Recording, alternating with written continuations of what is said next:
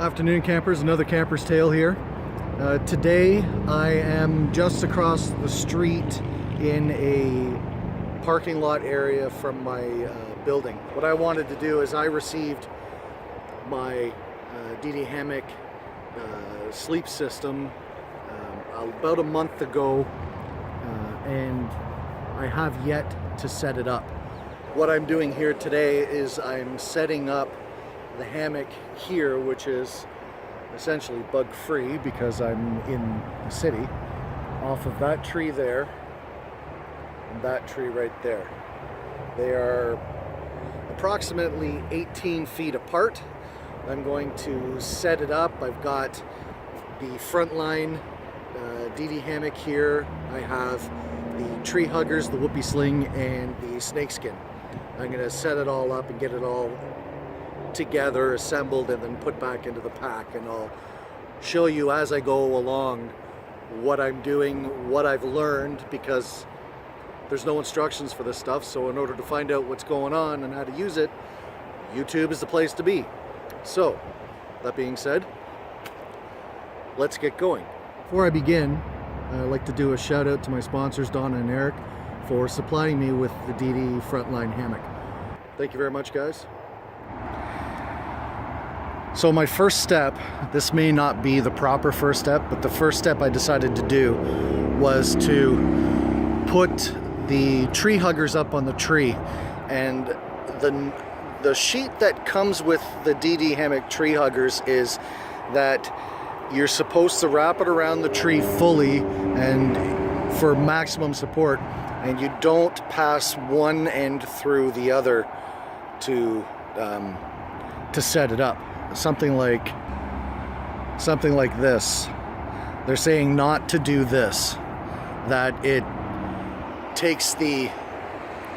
doesn't offer you the full capacity. Now, since I'm a fairly large guy and I'm pretty much using the full capacity, I highly recommend not to do this. If you're small and lightweight and well under the maximum capacity of these tree huggers, which is 125 kilograms, about 275 pounds, then I can't see why you wouldn't want to. You could do it if you wanted to. Me personally, because I'm close to the 125 kilo weight limit, I am going to keep them out like this. So the next step, or my next step, is removing the hammock from the sack, stuff sack, and unfolding it. This is the first time I've unfolded this. So here are the poles and the shock cord for the bug net. And again, it gives me instructions, product care, and weight capacities. I'll take a look at this in a minute. But what I want to do is I want to get the hammock unrolled, because I want to swap out the straps for my Whoopie slings and carabiners. So that's one of the first things I want to do. I could use these straps as tree huggers. That's what they're for. But since I bought a set of tree huggers along with the Whoopie slings, I'll use those. So what I'm going to do is I'm going to take out these straps and put in the Whoopie slings.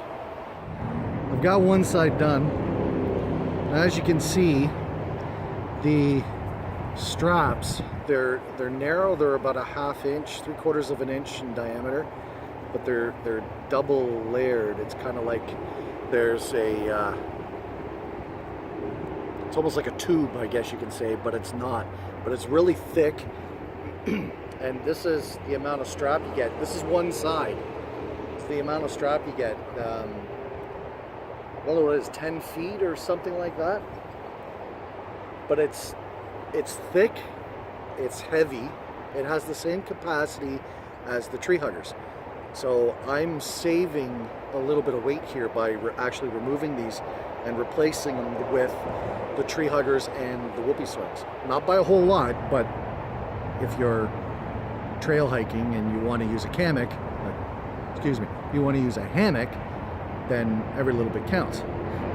One of the tricks that I found on YouTube with pulling these out of the hammock sleeve and putting in the whoopie slings was to use the poles or a stick to help feed it through.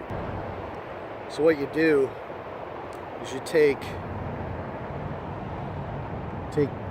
the end that's supposed to feed through and your mosquito net pole, and you put the pole through the hoop and keep tension on it, and you just slide it through the sleeve of the hammock. I did one side already. It took me about 10 minutes to do. It was a bit of a pain in the butt, but I got it through, and I wasn't too upset about doing it, so I didn't mess up or anything. So I'm going to do the second side, similar to this style, and then I'll get back to you. Just to give you an idea, I fed the tent pull through, the mosquito net pull through. There's the whoopie sling. There's all the fabric, and I got the loop out the other side. Now, I need to hold on to this, because if I don't, I'll lose it and I'll have to do the whole thing over. This took me under a minute the second time around, much faster. So what I'm going to do is just pull out the tent or the mosquito net thing, a mosquito net pull, and keep going. Well, I've got it out. I've got the whoopie sling out. Now I'm just going to get it all dressed and set and ready to go, and then I'll show it to you on the tree. Took a bit of fiddling around with the whoopie slings, but I have it. There's the end there, and you're tensioning and loosening right here. I'm still not sure what this little bead is for.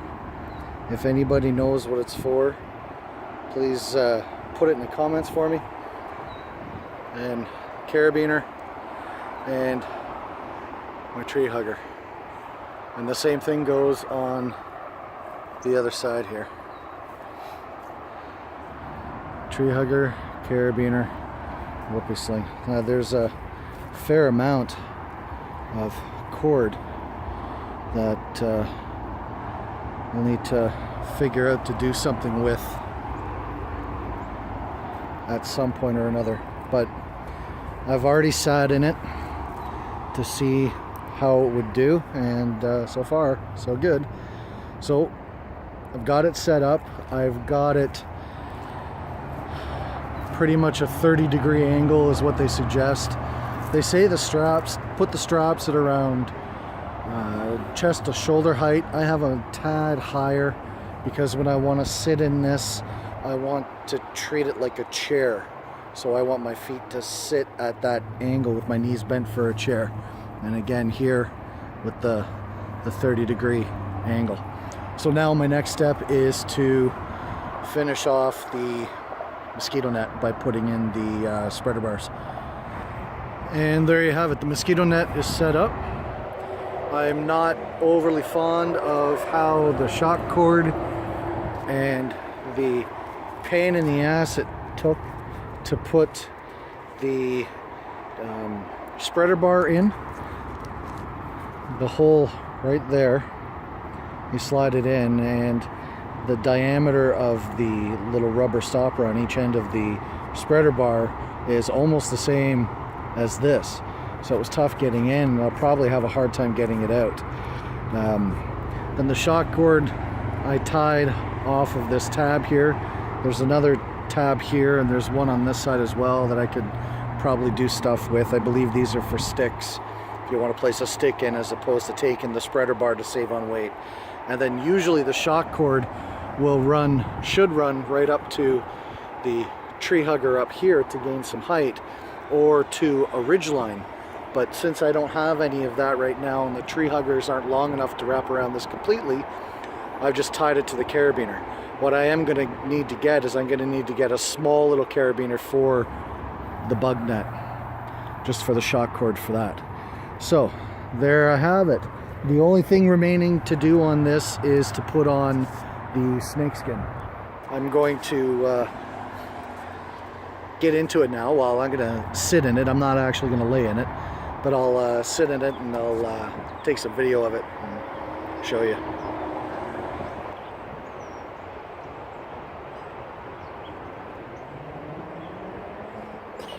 It's actually quite comfortable. Hope you can hear me. It's not bad.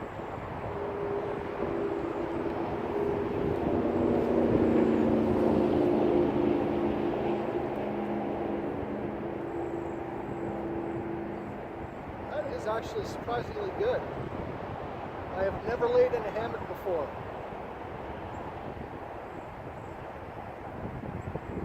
I could fall asleep.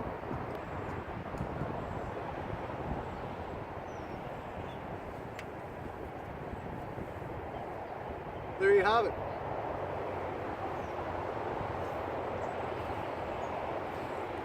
That's the DD Hammock Frontline. So just a little introduction to the DD Hammock Snakeskin. It's just a tube, open-ended on both sides with some drawstring and a clamp.